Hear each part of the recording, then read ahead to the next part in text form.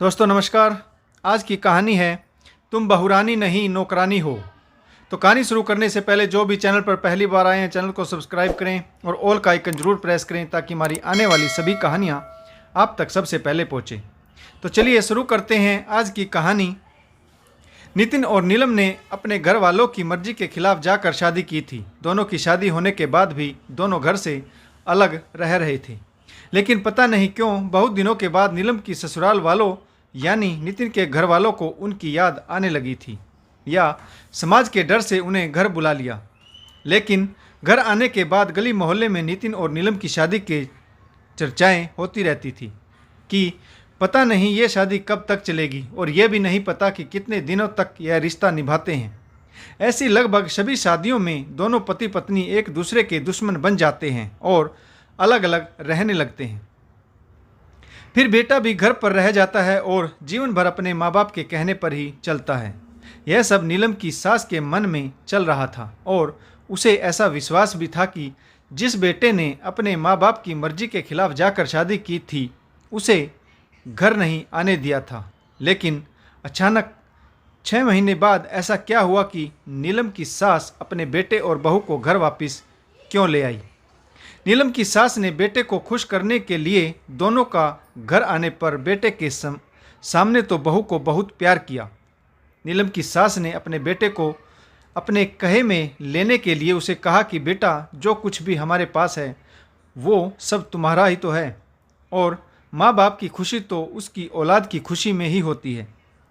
नीलम और नितिन की घर आने की खुशी में सभी नाते रिश्तेदार को पार्टी में बुलाया गया।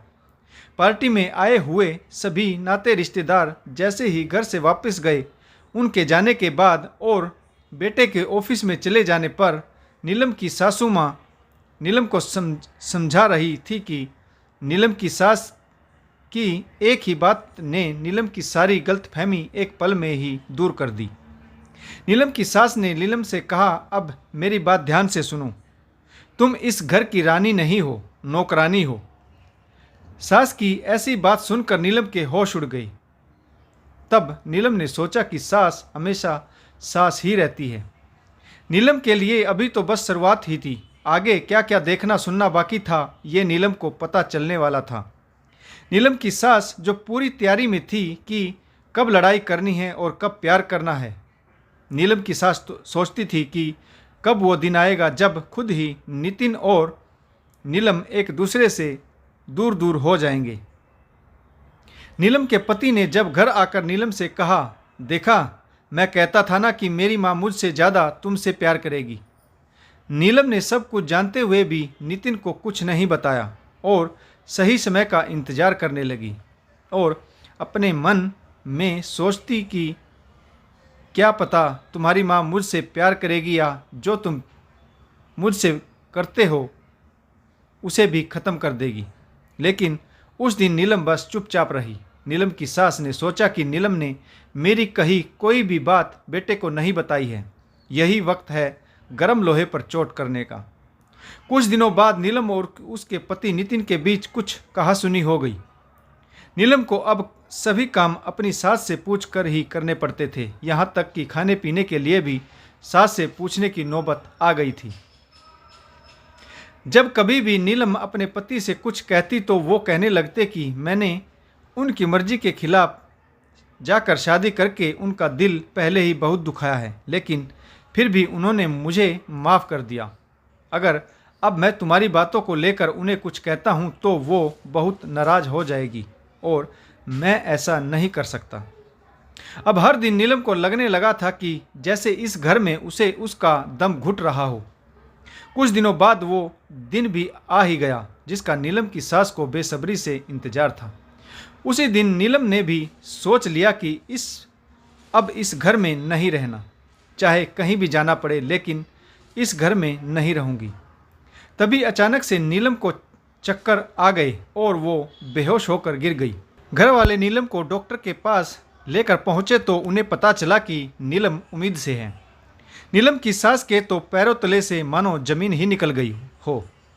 फिर भी नीलम की सास ने अपने बेटे से कहा कि शादी को अभी 1 महीना ही हुआ है और ये उम्मीद से हो गई, ये झूठ बोल रही है और कहने लगी कि मैंने कहा था कि लव मैरिज करके आने वाली बहू तो होती ही चरित्रहीन है। नीलम के बेसब्री का बांध टूट गया और नीलम ने अपने मन में जो दर्द छुपा रखा था वो सब अपनी सास को कह ही दिया कि मुझे 1 महीना तुम्हारी बहू बने हुआ है होगा, लेकिन तुम्हारे बेटे की पत्नी मैं पिछले 5 महीने से हूँ, और अगर बहू चरित्रहीन होती है तो बेटा क्या सत्पुरुष है जो चरित्रहीन नहीं होता। बहू तभी तो घर आई होगी जब बेटा लाया होगा। और फिर नीलम ने कहा कि बेटियां तो तुम्हारे घर में भी हैं, क्या गारंटी है कि कल वो लव मैरिज वाली चरित्रहीन बहू नहीं बनेगी। यह सब सुनकर नीलम की सास ने जो शादी को तोड़ने का सपना देख रही थी, उनका वो सपना अब चकनाचूर हो गया। आखिर नीलम ने अपनी सास को जवाब दे ही दिया और कहने लगी, जाने कितनी ही मेरे जैसी नीलम बिना जवाब दिए आज भी लव मैरिज वाली चरित्रहीन बहू बनकर रह रही हैं, और कोई भी बेटा अपनी माँ की गलत बातों को गलत न कहकर लव मैरिज करके भी सत्पुरुष बने हुए हैं।